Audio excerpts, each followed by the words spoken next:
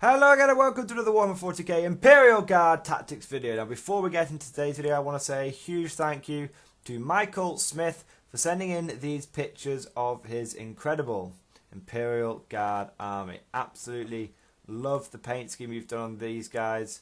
I like the name as well, the Spec Ops base and the 31st Delgadian detachment, which I think is very nice. I like it very much. It's a cool, crisp, smoky black and grey colour scheme, which I think just looks really good. And I think my favourite bit is the tech priest, because one, I'm a sucker for a good tech priest, but two, the orange contrasts very nicely with the rest of the army, which I think works really, really well. So thank you for sending these pictures in. Michael, if anyone else has any cool pictures they want me to take a look at or potentially use in some of my videos, please post them on my Facebook page. There will be a link down in the description below.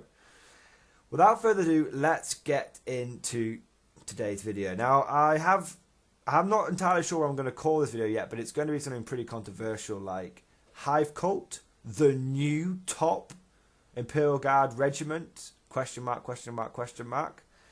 Some of you will be saying, but that's Gene-Stealer Cult. You promised me a guard tactics video. You promised me you wouldn't fall to the dark side, Mordian glory. Well, sir, good sir, kind sir, don't quite call the exterminatus yet, because whilst it may be a bit heretical, I think that there is potential for Gene-Stealer Cult to be as good as guard in the shooting match. And in some ways, for them to outguard the guard at their own game. Now, that doesn't mean that you should all go out and play Gene-Stealer Cult, blah, blah. No. What I'm trying to get across to you guys is that you could use with only a few tiny additions and maybe a bit of modelling, you could use your current Imperial Guard army as a Gene-Stealer Cult one. No mutants. And you would essentially be running it just with a new regiment trait.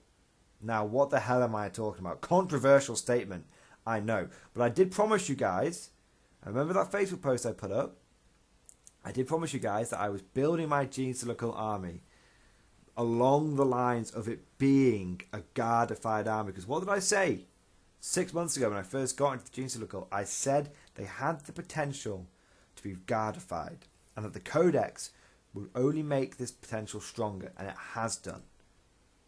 Essentially, you can see the Gene-Stealer Cult Codex as almost an expansion pack to the Guard one.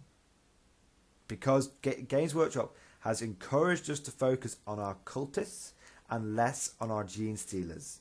And Games Workshop has given a really good balance to this army, because there is potential to run all shooting cults, which are very, very powerful. So, I've bigged it up.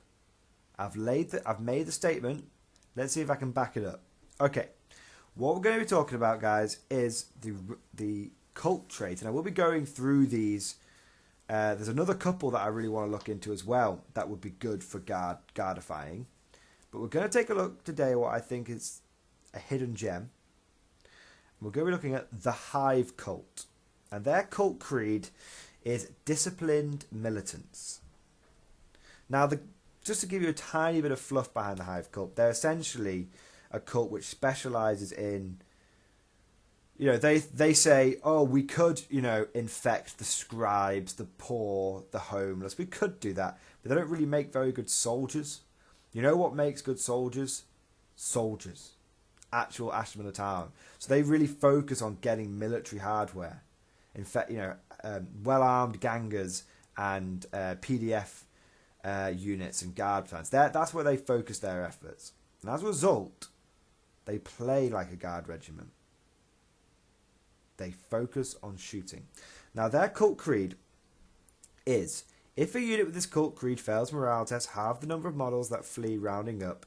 In addition, units with this cult creed can still shoot in a turn in which they fell back, but if they do so, you must subtract 1 from their hit rolls in the shooting phase of that turn. So what you've got here, guys, is essentially a combination of the Imperial Guard Valhallan tactic and the Ultramarines chapter tactic. And what you can see here straight away, bearing in mind, guys, that cult creeds affect infantry only. They don't affect your vehicles. What we're seeing here, guys, is an encouragement for you to take big blobs of infantry because you're going to take a lot less morale. And the fact that your shooting units can still fall back and shoot. So you're not going to get tied up in combat. Now think about that. That's almost like... That second part is the most important bit. The first parts are nice to have, but we're going to look into ways how you completely mitigate morale. But the second part's really important. It's essentially, and you'll see how I do this in a moment, it's essentially like having a free get back in the fight on everyone. Not just select few units that you have to use your orders on. Think about this from a pure infantry standpoint, guys. Your whole army can fall back and still shoot. Now, admittedly, your neophyte hybrids, which is where we're going to be focusing a lot of effort today, they're only like guards. They hit on 4s. So if they fall back and shoot, they hit on 5s, which isn't great. But we can get around that. So the first thing that we're going to look at, guys, number one is, and I'm going to be using this example in another one of my videos, it's a really good character, is the Jackal Alphys. Jackal Alphys is the new biker sniper person. Now, not only is this a tough character, she does cost 70 points, but not only does she have like 5 wounds, she hits on a 2+, and she has an amazing sniper rifle, which is AP -2, D3 damage. She has a special rule called priority target sighted, which essentially, guys, is like a big marker light. And what you do is you pick a unit within 36 inches, and everyone of the Jackal Alphys, and then everyone who is within 6 inches of the Jackal Alphys gets +1 to hit against that unit. Now, you can't stack it. You can't do 3 Jackal Alphyses +3 against one unit. What you can do is take 3 Jackal Alphyses, Alphi, not sure how you say it, 3 of these characters, and you can give +1 to hit against 3 enemy units.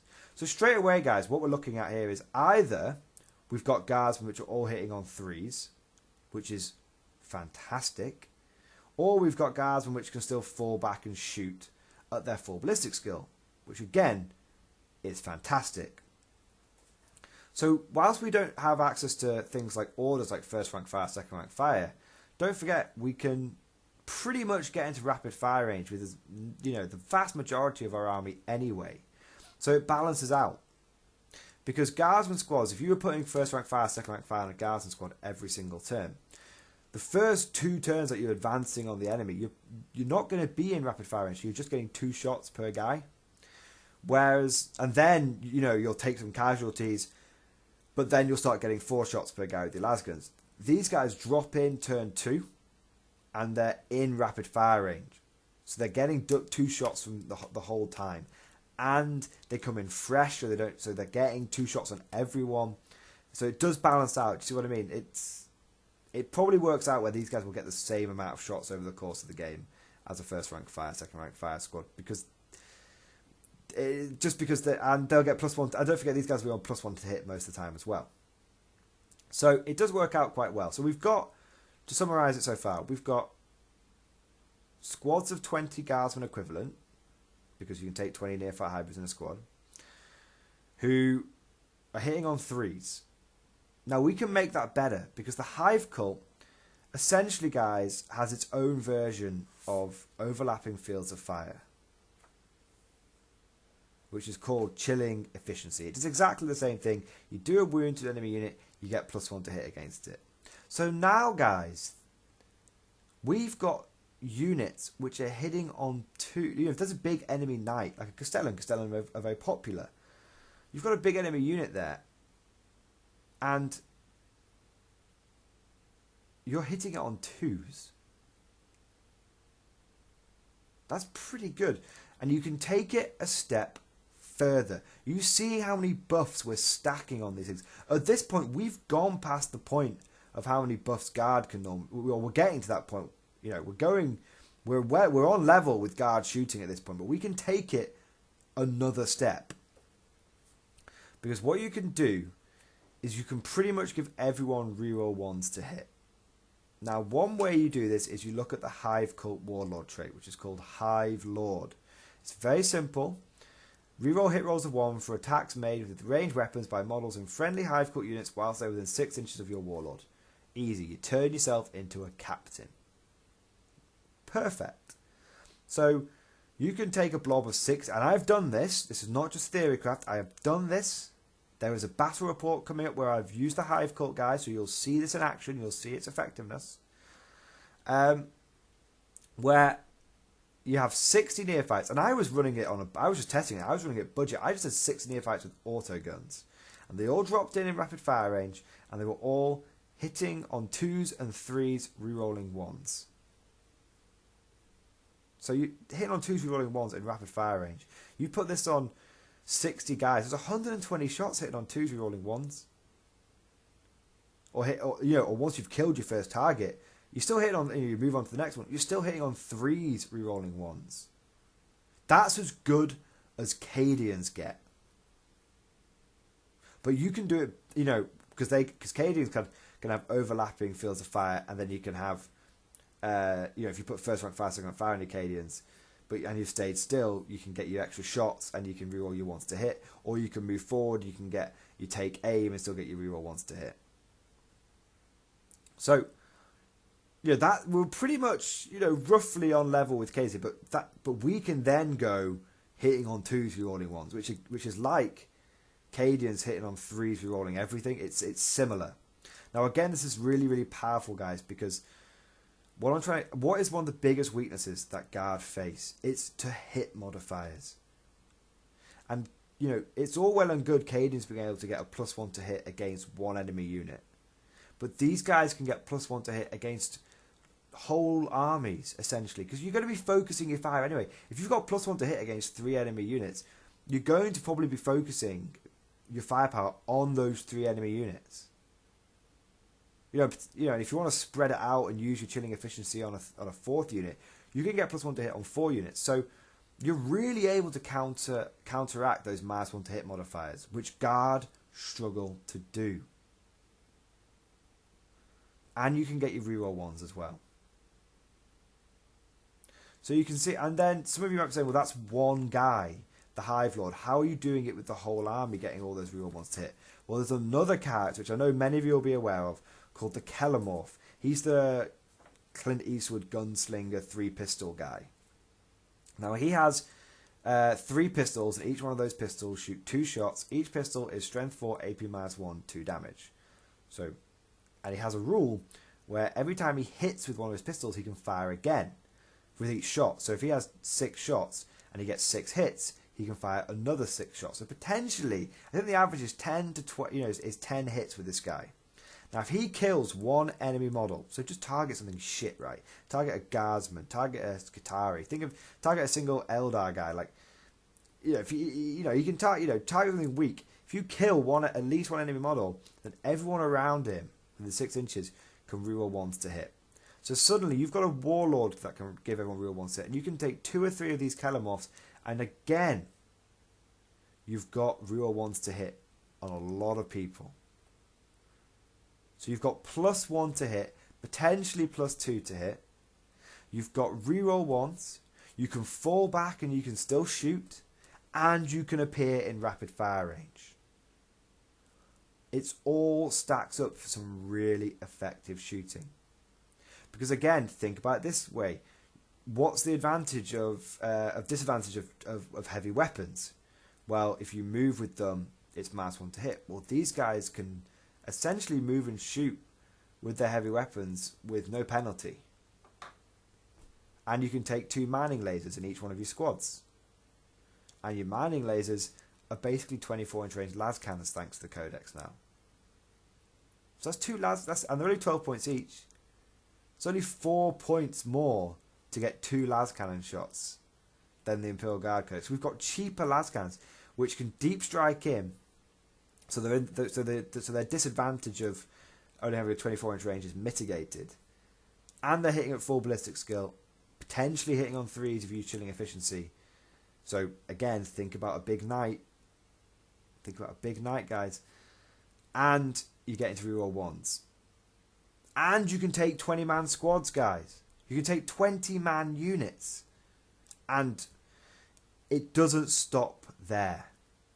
Think of how many buffs we've been able to stack army-wide. This isn't buffs we're stacking on a single unit. This is army. If you build it right, this is army-wide buffs. Now it gets even crazier. The next thing you can do, now this is, we've covered pretty much all the damage output you can do. That's your damage output. That's the level of shooting you can bring to the table. Okay, now we're going to look at how we can make those infantry more durable. Very simple way. The first thing you can do, guys, is take an Acolyte Icon Ward. And what he does is he gives unit models around him within 6 inches a 6-foot feel no pain. So you're going to have to cram around him. You are going to have to cram around him. But it essentially, if you're a bit clever, if you cram, and you can take a Warlord, if you wanted to, you could take a Warlord trait which increased the radius to 9 inches. But, you probably want the Hivecult Warlord trait. But you can give you guys 6, long story short, you can give your infantry blobs a 6-foot feel no pain. Again. And it's only 53 points for this guy. And he gives you reroll morale tests. And don't forget, if you're, if you don't want to spring for all those extra patriarchs, which we'll be talking about in a moment, this is a way how you can, with your Hivecult trait, have a rerollable leadership 8, which takes half battle shock casualties. That's already pretty flipping good. The last sort of piece of the puzzle is the patriarch, guys. Now, the patriarch is 125 points. He is expensive. Okay? But he is an absolute beast. Now, he makes everyone around him within 6 inches immune to morale. So if you take like 60 infantry and you stick this guy in the middle of them, they ain't going anywhere. And don't forget, he used to be 150 points, and even then he was worth it. Now he's 125 points, and he's even better. He knows 2 psychic powers and can manifest one of them. So he's not only making everyone immune to morale, he is a psyker. So he's like a Lord Commissar and a psyker put in one. But don't forget, this guy's an absolute menace in close combat. He's got 6 attacks hitting on 2, strength 6, rerolling wounds. And those monstrous rending claws had the potential to be AP -6, damage 3. So he also is an absolute, he's your counter punch. You know how we've talked in the past about having fighting groups, and each fighting group almost needs to be like an independent army that can handle all of its threats, like an old style platoon. And one of those things in the fighting groups, you have to have the ability to have a counter punch. Some people like to use Bulgarins, some people like to use Crusaders, some people like to use just special weapon squads with Flamers, but you have to have the ability to counterpunch. The Patriarch lets you do that. He is your counterpunch. And he's durable as well. So we've got, guys, if you take 3 of these blobs, I've worked this out, if you take 3 blobs, and you take at least 1 Patriarch, and then you have an Acolyte Icon Ward in each squad, and you have a couple of Kelemorphs, and you have 3 Jackal Alphases, then that, if you take, that comes to about on average about 550 points per blob. Okay, roughly. Now that's without any upgrades on the guys. Okay, so it's a bit more expensive for the Patriarch one, but it's a lot cheaper for the Kelemorph one, so it balances out, guys. But it's about 550 points per blob, which is 1,650 points if you take 3 of them in 3 battalions. Now that leaves you some points left over if you want to take some Maguses. If you want to do that, you don't need to. It leaves you, you could take a couple of extra Maguses, because what the Magus allows you to do, guys, is they have this thing which allows units around them to deny enemy psychic powers if they're targeted by them. So that helps. It gives you 350 points to give everyone las cannons or mining lasers and grenade launchers. And don't forget, the beautiful thing about this is you can just fall back and shoot if someone gets close to you. What's the thing that everyone says kills assault armies in 8th edition? The fact that Guard can fall back and shoot with no penalty. Well, you know what? Hivecult can essentially fall back and shoot with no penalty, and get reroll ones to hit. That's better than like what Guard can get. So what we have here, guys, is a pure infantry army that really... It doesn't even need to be pure infantry. You could just take one of these Hivecult blobs. You could take two of these Hivecult blobs.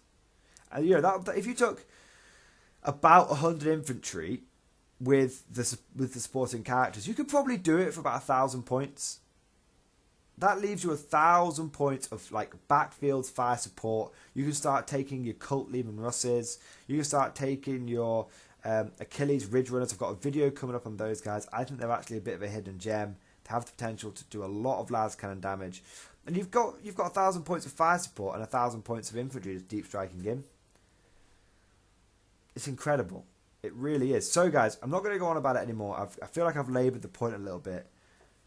But in summary, because I know it's going to be a little difficult to follow this. In summary, Hivecult can fall back and shoot at -1.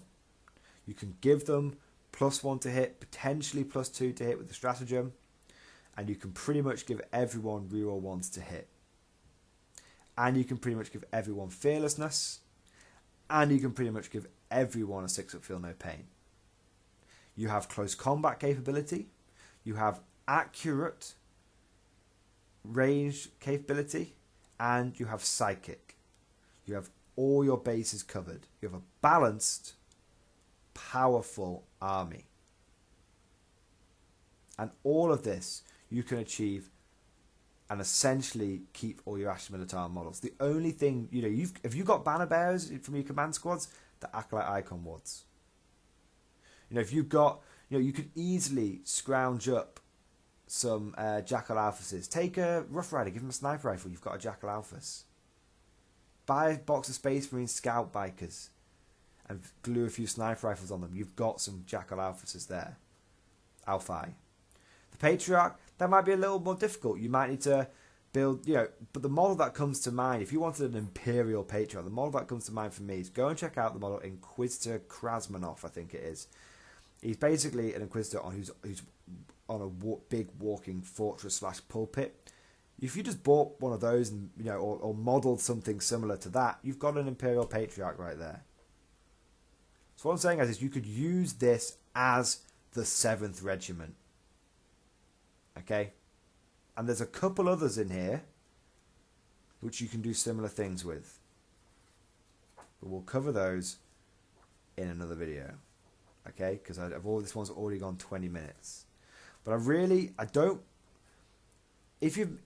People probably... A lot of my Imperial Guard regulars will be thinking I'm going down a weird road here. I'm defecting to the cult. I'm not. I really think it's important, and I hope I don't upset anyone with what I say next, but I really think it's important that we don't just dismiss the potential of the guardification of the cult. Don't just dismiss what I'm saying just because, oh, it's Genes of the Cult, it's not Guard. Don't dismiss it. We're looking at this from a Guard perspective. And it is important. Okay? Because Guard, I feel like Genes of the Cult aren't going to get nerfed into the ground. Maybe they are, but I don't think they are. I feel like these guys give us an extra bit of flavour. Which, you know, we've lost a lot of flavour with the last FAQs. And also, I feel like Guard, this is the last thing I'm going to say, because we're going off on a different topic here, but I feel like Guard is kind of being spoiled a little bit because it's being pimped out to like Knight players and Imperial Suit players. And this is like being able to run a pure infantry Guard army that people aren't going to be able to ally into bullshit. Consider that, if you will. Thank you guys for listening. Hope you enjoyed this video. Tell me what you think. Has this tempted you to consider a Guard Genes of the Cult army, which is essentially a Guard army, you're just using a different codex? Has it tempted you? What do you think? I think it's powerful. I think it can go toe-to-toe with the Guard in a shooting match. Let me know your thoughts. Thank you very much. I'll see you guys next time.